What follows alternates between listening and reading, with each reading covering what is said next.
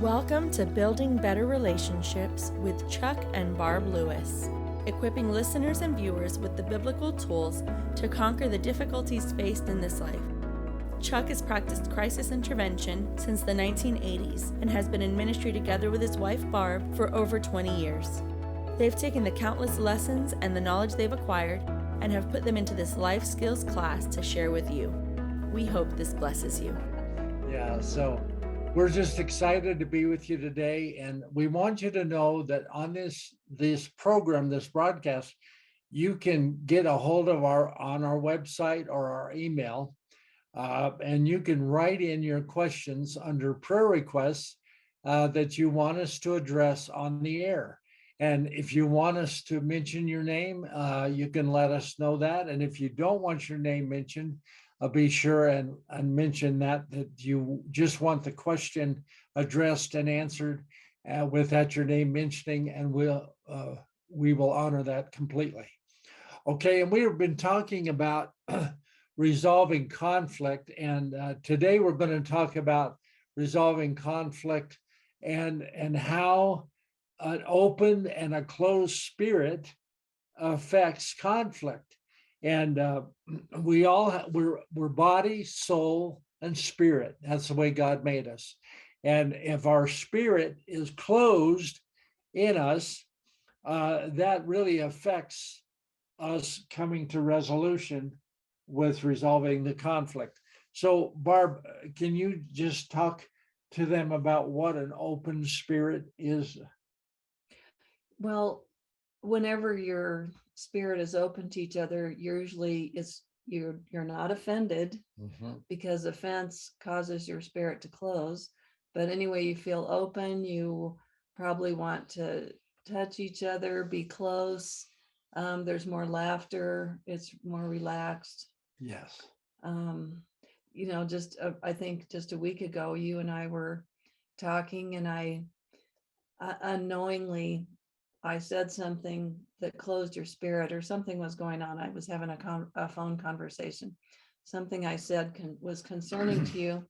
And later that night, I realized, it was within an hour or so, that you had withdrawn, that your spirit wasn't open to me anymore. And I didn't really know what had happened. We had to talk about it to figure that out. Right.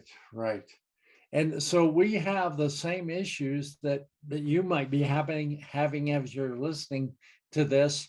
And we're talking about real stuff that happens to us personally.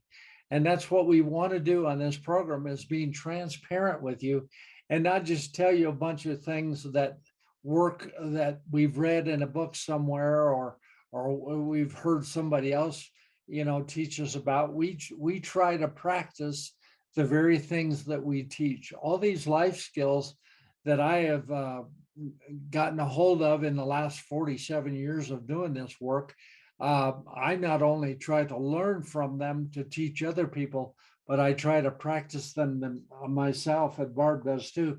And would you say that I actually practice the things that I teach? Oh, absolutely. And I do want to say it's easier to teach than it is to live it. Totally. But I'm glad that we know what to do. I mean, it's wonderful to really experience working through conflict to resolution. Absolutely. And there's a lot of people that would never ask their wife that question, especially on the air. And I didn't rehearse that with her to say, okay, now I'm going to ask you this question. I want you to say this kind of answer. We don't do that. Everything is just really the way it is with us. We're just real and transparent with you. But an open and enclosed spirit really affects conflict in a big way. I worked with a father and his son one time, and his son was such a neat kid. I mean, he was about 17 years old, and he shaved his head on the sides, and he had a spiked hairdo right down the middle of his head, and every spike was a different color. He dyed it a different color, and so I started to get to know this kid and found out what he wanted to do in his life. And he told me that one of these days he wanted to run a restaurant and own his own restaurant. And I believe that one of these days he will. And because he just has so much going for him. Well, he had a neat dad too, but they just weren't communicating at all. And his dad would say to me, you know, I just don't understand what's going on, because I'm just trying to make conversation with my son.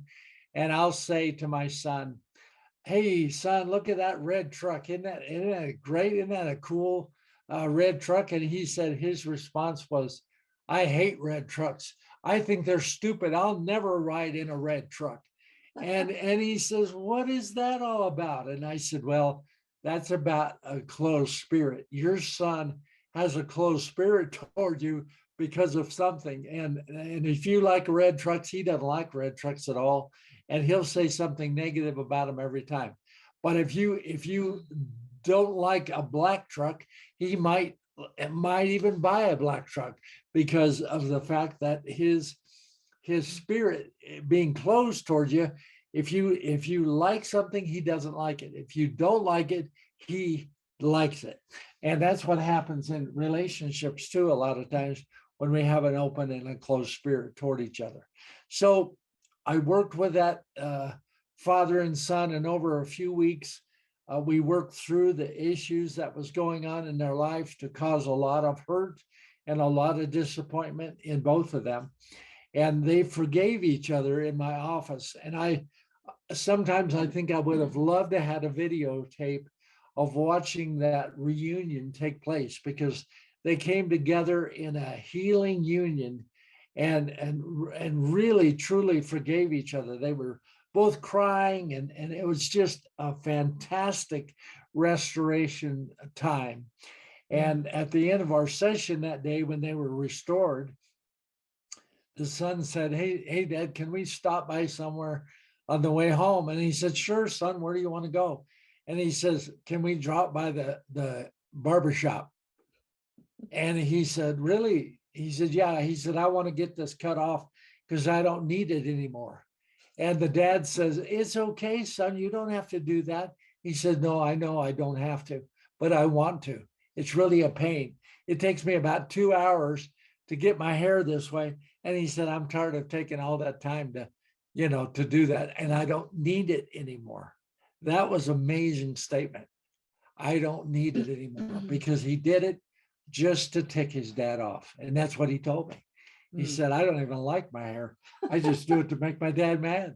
and it worked, because his dad didn't like it at all. So when our spirit gets open, we begin to be open to the other person.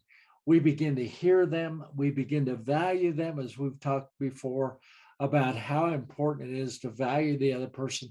And you don't have to necessarily agree, when you're valuing them, you don't have to agree with something they've done to value them, is what I'm trying to say.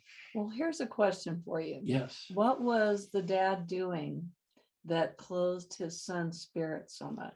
He was just criticizing him a lot. He was pointing out what he was doing wrong more than he was pointing out what he did right. Yeah. And so the son began to really resent that and feel like such a failure, and feel like he could never do anything to please his dad. And we're talking to people right now that are in that same situation. Yeah. And you feel like you've tried so hard to please your parents. You could be a male or female, and it applies to both male and female, to where you've just tried everything to please your parents, and you feel like such a failure, and you don't feel like they love you. You don't even feel like they like you.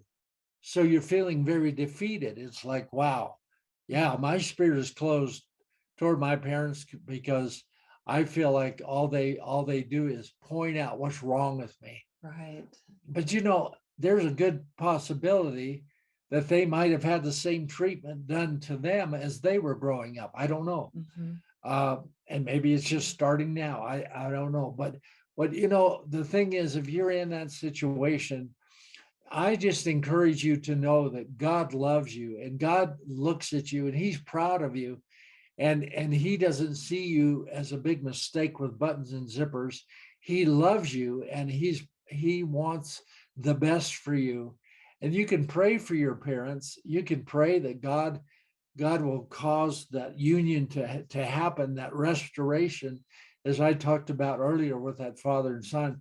You can pray for the same thing to happen in your relationship. And we believe that God is in the restoration business. Amen. Some people restore old cars, and other people restore houses, and God restores people. So he's very knowledgeable of what you're going through right now. And in fact, you might feel so hopeless that you're thinking about doing something destructive to yourself. And that is not the answer. You do not have to do that to yourself or run away and never have anything to do with them anymore. You pray for them, and and pray the drawing power of God upon them and upon you, and just watch God restore that relationship, because he can do it. That relationship I just talked about looked impossible to that boy. Yeah.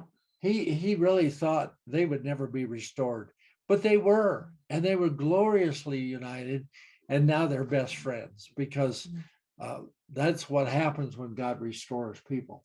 Yeah, we need to hear, I've heard about 20 things that we do right for one thing we do wrong. Yes. When Chuck and I would do marriage seminars, we used to give out an evaluation at the end of the time and ask people, what they thought we did well and what they thought we could improve on.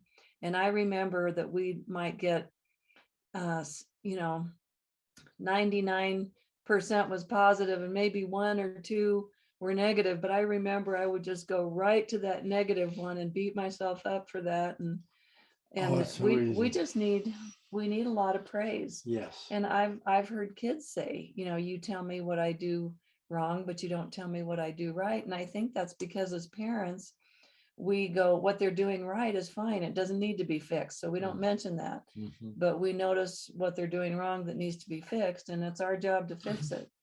So I think that we can just get beaten down if we don't receive a lot of praise. Yes.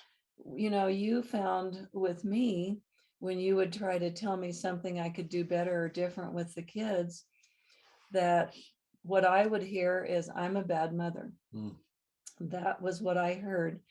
And so you learned to lay the platform of, you're a good mother.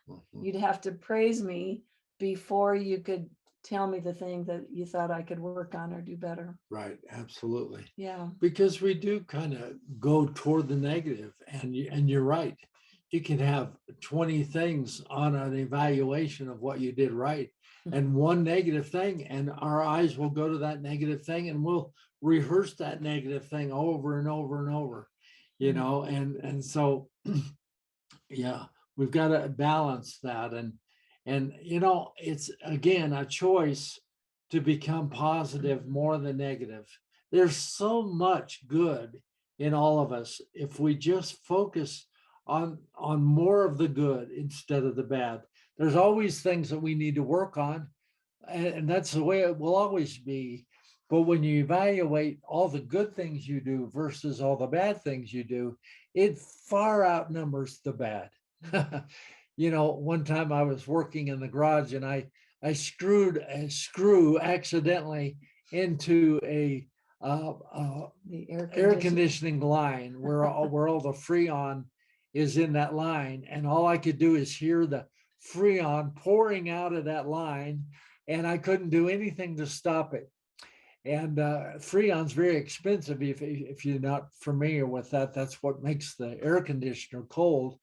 And so I could just see dollar signs running through my head, and knowing that I caused that. And so, when I got enough courage, I told Barb, well, I just did something. I had a stupid attack and did something. I didn't check where the line was before I screwed the screw in the wall, and I screwed that screw right through the line. And she said something that I was really shocked. She says, "That's why they call it an accident." I said, "Wow, really?" And she forgave me for that. But the problem was I needed to forgive myself. That was your hard part. You had a hard time Oh, forgiving my yourself for that. goodness. Yeah, Especially because it costs money to fix. exactly. And it was very expensive. So I had to forgive myself for that. And I think I even told you I was willing to do something on the side to pay for that or whatever. And you said, you don't have to do that.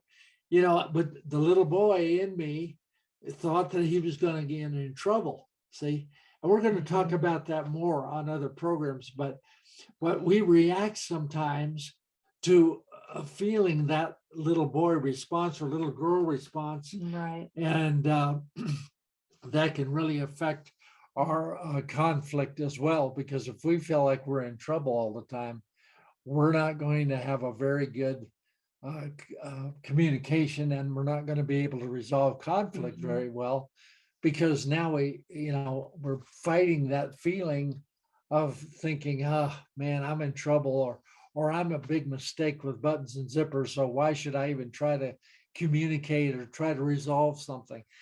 And well, also, what if I had responded in a negative way when that happened with the air conditioner? What if I I got angry about it and I blamed you for it? That would have closed your spirit. right, And it also would have increased the wounding you've already experienced to your little boy. right, But for me to give you grace and forgive you for that brought healing yes, to your inner child. right, sure did. Yeah. So we can be part of each other's healing process, or we can be part of the wounding. Or we can re-wound. Yeah. Right. And I just feel like we're talking to people that don't know how to be a healer for each other, but they re-wound a lot. Right. And hopefully learning these tools and skills will help you to not be a wounder, but be a healer to each other. And how we overcome a lot of this wounding is learning how to validate, learning how to encourage, learning how to say to each other the very things that we're needing to hear at that moment. And I think Barb told me when I did that, the first thing she told me was, you're not in trouble. I remember you saying that to me when I was telling you about what I did. And when she said, you're not in trouble, wow, that was so healing to me, because I began to just relax then. Yeah. And think, wow, you said this is called an accident, so this can be fixed. And that I begin to relax, feeling like I wasn't in trouble. And then we could talk about it in the adult position. I wasn't reacting as the Right. child. Why don't you just take a couple minutes to share, since we're talking about open and closed spirit, what helps open your spirit before we wrap up today? Yeah, what helps open the spirit is affirmation. And the biggest need a man has is to feel significant. The biggest need a woman has is to feel security. So affirmation brings that significance and brings that security. And if we can do that with each other, especially during a time of conflict, then that causes our spirits to open up again. So we want to really encourage you to practice these things. Tune into this broadcast. Let other people know about this broadcast, because there's a lot of people that would probably want to hear about what we're talking about and benefit from this if they even knew that it existed. So get on the phone, call them up, tell them that we're on, and you join in again, and hopefully we will see you again. If you are next time. blessed by this ministry, please subscribe, like, and share. You can also make donations at chucklewisministries.com. Join us to keep uncovering the tools to build better relationships together. Let's do this again next week.